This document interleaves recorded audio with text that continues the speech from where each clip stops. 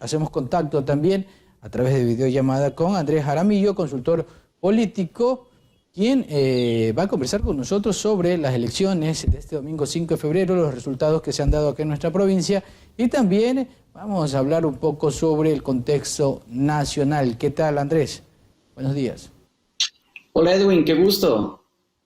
Gusto que nos puedas acompañar a través de Saracay Televisión. Siempre es importante conocer el criterio de profesionales reconocidos a nivel nacional en lo que tiene que ver al tema político. Andrés, ¿ha habido sorpresas en estas elecciones o no? Muchísimas sorpresas. Creo que la principal está vinculada precisamente a lo que ocurrió con el Partido Social Cristiano en la provincia del Guayas. Vemos que básicamente perdieron los búnkers políticos que habían mantenido desde hace 31 años. Quizás el Partido Social Cristiano está enfrentando la peor crisis desde 1979, en el cual Camilo Ponce Enrique, su fundador, falleció y hubo un movimiento muy parecido al que está ocurriendo ahora, en donde el Partido Social Cristiano de alguna forma perdió el rumbo y tuvo que reinventarse para poder salir de ese momento. La campaña de Aquiles Álvarez, el candidato que estaba optando la alcaldía de Guayaquil y quien le ganó a la actual alcaldesa Cynthia Viteri, es bastante interesante, teniendo en cuenta que él no es militante activo de la Revolución Ciudadana. Pasaron algunos candidatos que quisieron llegar al sillón de Olmedo y no pudieron, pero este ciudadano, que es un bachiller, empresario en temas gasolineras, conocido por haber estado en dos gestiones administrativas, futbolísticas, tanto con José Francisco Ceballos como Alfaro Moreno, sí tenía algo de conocimiento de la ciudadanía allá en Guayaquil. En contexto nacional, las personas dirán es un desconocido, pero en Guayaquil algo de conocimiento tenía de ese personaje. Yo creo que algo que caracterizó la elección de los candidatos del correísmo para estas elecciones fue el pragmatismo. Hubo muchos candidatos que, como bien dices tú, sin ser orgánicos, sin pertenecer desde un inicio a las filas de la Revolución Ciudadana, tenían un músculo económico y, por supuesto, también tenían cierto conocimiento del entorno en el que se estaban moviendo. No obstante, para Guayaquil, el caso de Aquiles también termina siendo sorpresivo, pues recordemos que la gran cantidad de encuestas y sondeos que se hacían en la provincia daban una amplia ventaja a Cynthia Viteri, es decir, al menos en Quito, en el caso de la prefectura del Pichincha, siempre se habló de una elección reñida entre los diferentes candidatos. No obstante, en Guayaquil nunca se puso en duda la distancia que había entre los votos. No obstante, a la luz de los resultados electorales, el propio Partido Social Cristiano ha tenido que reconocer el triunfo de la Revolución Ciudadana en esa ciudad. Y claro, cuando hablamos en cambio de la prefectura del Guayas, se avisoraba y se hacía un análisis que Susana González era una candidata bastante floja, porque no estaba involucrada en el tema político, el tema de su actitud también no le ayudaba mucho, y el tema del debate también le dejó bastante marcada. Y ella no fue una candidata que estuvo en primera fila en las elecciones pasadas. Recordemos que tuvo que reemplazar ante el fallecimiento del anterior prefecto Carlos Luis Morales y asumir ese cargo. Entonces, de alguna manera ella tuvo una gestión que por los azares de la vida le tocó responder, y claro, fue demostrando en el camino que no pudo estar a la altura de lo que pedía la ciudadanía. Pero creo que también es una fuerte crítica del guayaquileño, de las personas que viven en Guayas, al modelo de gestión que planteó el Partido Social Cristiano. Un modelo que priorizó lo físico, que priorizó el cemento, que priorizó el maquillaje de las ciudades, y que descuidó, y que más bien lo que hizo fue ampliar esta brecha social entre los pocos que se beneficiaron de la administración y las grandes mayorías que no supieron responder a las necesidades concretas. Otro de los elementos fundamentales que creo que influyeron fue esta sobreactuación de Cynthia Viteri en el papel político. Finalmente, ella, al asumir este rol, este papel, e intentar vincularse con la juventud especialmente, terminó tensando demasiado la cuerda y logrando un efecto contrario al que inicialmente se tenía. Y un tercer elemento que quizás es importante también: hay una fragmentación importante del Partido Social Cristiano que empezó cuando arrancó este gobierno. Recordemos que varios cuadros importantes, como Cristina Reyes, como el mismo César Ron, que ha sido un un cuadro histórico del Partido Social Cristiano, se alejan de la estructura y se empieza a reflejar o empieza a ser evidente una fragmentación que en parte fue provocada por los líderes que ejercían cargos públicos en este periodo. Entonces, hay varios elementos que terminan siendo un cóctel para que efectivamente el Partido Social Cristiano deje el poder luego de 31 años. Y si bien es cierto, en la costa sucedió ese fenómeno, en Quito tampoco es menos cierto que vuelve a la alcaldía la Revolución Ciudadana después de 2 periodos, pero se mantiene el tema de la prefectura con la señora Pavón. ¿Cómo analizas también principalmente que la revolución gane en la capital de la República? Y además con un antecedente. Pavel Muñoz había de alguna forma su candidatura dividido el voto del correísmo en Quito, porque recordemos que Luisa Maldonado, que en la anterior votación sacó un porcentaje bastante alto, es decir, la diferencia con el entonces ganador de la alcaldía, Jorge Yunda, fueron de menos de 30,000 votos. Esta división, digamos, entre la parte sur que correspondía a Luisa Maldonado y el resto de la ciudad que podía captar Pavel Muñoz, se preveía que iba a tener un impacto importante en las elecciones. Finalmente vimos que no. Vimos que el voto en la anterior elección de Luisa Maldonado fue de Correa, fue del expresidente Rafael Correa, y esta vez el voto de Pavel Muñoz también es del expresidente Rafael Correa. Y creo que ese es un constante a nivel nacional.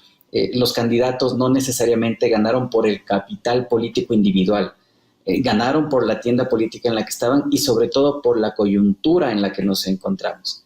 El país le está diciendo a este gobierno se hicieron las cosas mal, y lo que se reflejó en la votación fue un voto rechazo de la población a la actual situación. Pero ¿no crees también que en la capital jugó mucho el tema de que existían muchos candidatos de derecha dispersos por diferentes partes, y eso también ayuda a que una vez más un candidato a alcalde llegue con bajos porcentajes de votación? Recordemos que a diferencia de lo que pasó en las elecciones anteriores, el voto no se dividió en 5 o 6 personas, que sí ocurrió en las elecciones anteriores. El voto básicamente se dividió en 3, entre Pavel Muñoz, entre Jorge Yunda y entre Pedro José Freire. Es decir, el voto correísta realmente significó un voto protesta, un voto rechazo, y eso de alguna manera terminó arrastrando a muchos candidatos que, como en el caso de Pavel Muñoz, por ejemplo, no precisamente era o se caracterizaba por tener un vínculo con la ciudadanía, más bien por su personalidad, por su forma de ser, siempre ha tenido resistencia para poder llegar al sector popular, y eso de alguna manera se logró compensar con este paraguas que representó el rechazo de la ciudadanía al gobierno y consecuentemente el apoyo a la otra opción. A nivel nacional, para después aterrizar acá en la provincia, se puede decir que el gran ganador es la Revolución Ciudadana y que se va fortaleciendo también el movimiento Pachacuti. Así es, el movimiento Pachacuti, pese a los avatares que ha tenido en estos últimos meses por la división, por su participación en la Asamblea Nacional, se ve que tiene un bastión bastante importante en sus provincias tradicionales. No estamos hablando de la Sierra Centro, principalmente de la Sierra Norte, y que ahí de alguna manera se va consolidando como una fuerza política importante, lo cual es interesante, por ejemplo, de cara a lo que serán las siguientes elecciones presidenciales y también de asambleístas. No descartemos que en un escenario no esperado también se pueda dar una sucesión adelantada y que efectivamente estas fuerzas puedan de alguna manera ser quienes coopten el poder.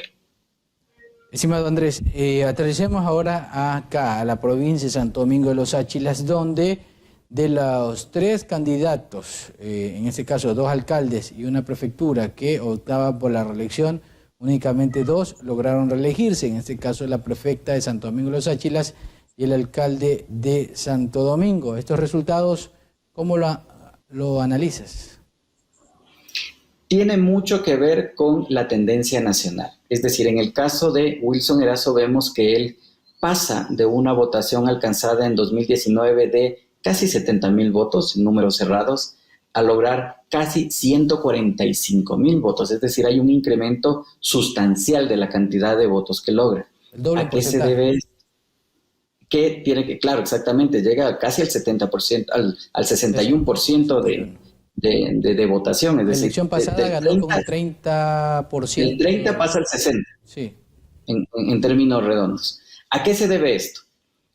Un poco a que supo leer la coyuntura y juntarse con el movimiento y el partido adecuado. Es decir, el voto duro del correísmo le fue consignado al alcalde de Santo Domingo y eso le permitió incrementar la votación. Ahora, la pregunta es si quienes creyeron, digamos, y en esta nueva administración, si el alcalde estará, si corresponderá el apoyo del correísmo y efectivamente se alineará con el proyecto que ha planteado la Revolución Ciudadana, o por el contrario, preferirá gestionar el poder solo, como ha ocurrido en esta administración, y de alguna manera resaltar su movimiento a la lista 100, como también se vio un poco en la campaña electoral. Eso está por verse, pero creo que esto es más evidente cuando analizamos la conformación del Consejo Metropolitano, en donde se ve que la Revolución Ciudadana tiene mayor número de concejales y el movimiento Construir del alcalde tiene menor número de concejales, lo cual ratificaría esta hipótesis de que efectivamente el triunfo se lo debe a la Revolución Ciudadana. Si sigue trabajando afín y con la visión del tema de la Revolución Ciudadana, significa que no tendría mayores inconvenientes en el Consejo, porque son 7 de la Revolución y 3 de Construir, son 10. Sería el camino lógico si quiere mantener la gobernabilidad, porque vemos que la Revolución Ciudadana tenía 4 concejales en el periodo anterior, o en este que está feneciendo, y 7 en el nuevo periodo. En cambio, Construir pasa de 6 del anterior a 3 en este. Entonces, es un jalón de orejas definitivamente también de la ciudadanía, y lo que le están diciendo al alcalde es que efectivamente puede o debe corregir los errores que se presentaron en su momento y alinearse con este proyecto político para tener gobernabilidad. Pero también hay que tener una situación en cuenta, estimado Andrés, que la campaña del alcalde en Santo Domingo no fue con la imagen del expresidente Rafael Correa, situación que sí ocurrió en los diferentes territorios del país y, por ejemplo, acá la prefecta, la alcaldía de La Concordia sí estuvieron cercanos a la imagen del expresidente Correa. Acá el alcalde, si bien es cierto, hizo la alianza 500, pero él promovía mucho también el tema de su movimiento. Uh-huh. Y además vimos que en el eslogan de la prefecta Johanna Núñez claramente y directamente se dijo la prefecta de Correa, lo cual a la luz de los hechos electorales fue un acierto. ¿Qué es lo que pasó en otras provincias, al igual que en Santo Domingo? No importó cómo hicieron la campaña o no importó si hicieron una buena o mala gestión. Lo que importó es que estaban cobijados por una organización que hoy vemos es hegemónica en el país, que se llama Revolución Ciudadana. Si ponían otro candidato de Construir, muy seguramente también se hubiera impuesto en las elecciones. O si hacían otro tipo de campaña, muy seguramente se hubieran impuesto, porque en otras ciudades y en otras provincias se ve exactamente lo mismo. La gente fue a votar en contra del gobierno. Y ese voto en contra del gobierno, ese voto rechazo, fue dirigido hacia el correísmo. ¿Cómo ves tú, Andrés, volviendo al contexto nacional, que la consulta pierde el gobierno nacional?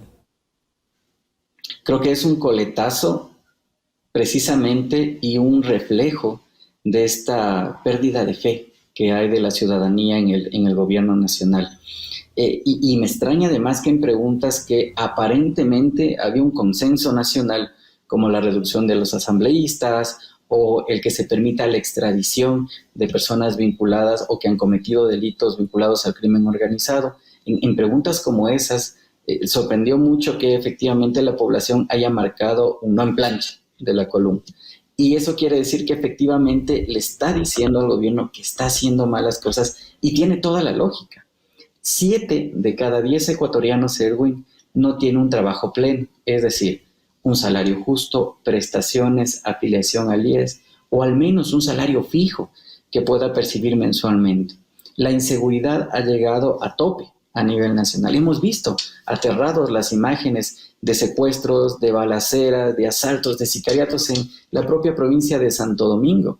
Y hemos visto también cómo ha habido una incapacidad para poder gestionar ayudas directas a la ciudadanía y obras tangibles. El gobierno nos ha dicho durante su primera etapa de que tuvo que arreglar la casa y que en macroeconomía estamos muy bien, pero si esa macroeconomía no aterriza y no se refleja en el día a día de la ciudadanía, muy difícilmente el gobierno podrá retomar la gobernabilidad. Esto es más o menos una familia, Andrés.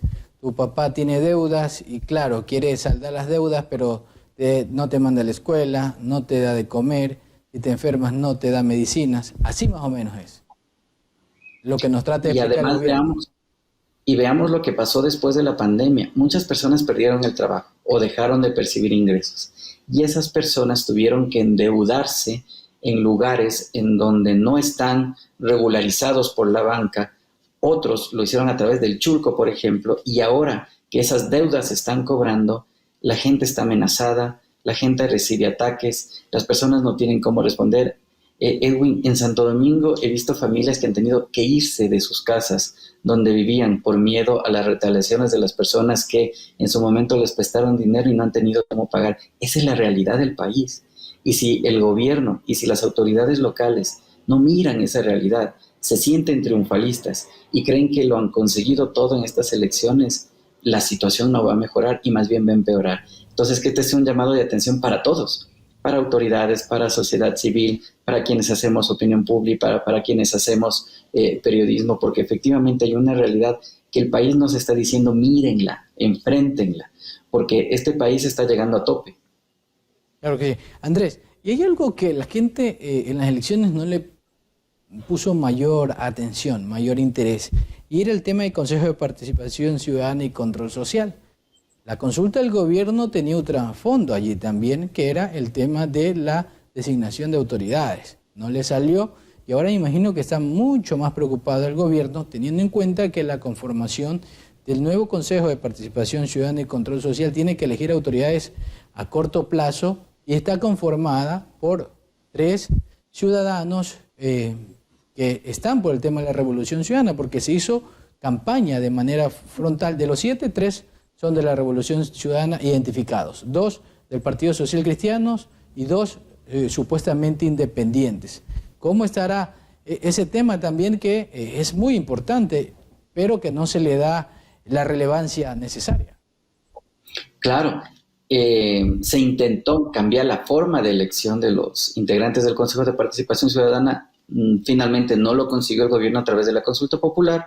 Ahora tenemos un Consejo de Participación Ciudadana más alineado hacia el correísmo, que fue la tendencia nacional en otras instancias. Y ojo que el Consejo de Participación Ciudadana nombra 77 autoridades, entre ellas Contralor, Fiscal, Procurador, es decir, las autoridades encargadas del control, del uso de recursos, de la justicia y de otras instancias que de alguna manera determinan los caminos por donde transita el poder. Esto significa que la gobernabilidad del gobierno del presidente del gobierno del presidente Guillermo Lasso se complica aún más en el corto plazo. Es decir, es otro país el que tenemos ahora después de las elecciones. Y ayer, al escuchar al presidente Guillermo Lasso, me llamó la atención que habló como si recién entrara al gobierno, como si recién asumiera un país, invitando acuerdos, invitando a la gente a la unidad, escuchando las necesidades, cuando ya ha pasado toda una primera etapa del periodo. Así es que yo me quedé profundamente preocupado de lo que está pasando con el gobierno, porque si es que no da un golpe de timón, si es que no reestructura su equipo, si es que no cambia su visión del modelo de gestión del poder, muy difícilmente vemos que este gobierno pueda avanzar de forma exitosa. Muchas gracias, estimado Andrés Caramillo.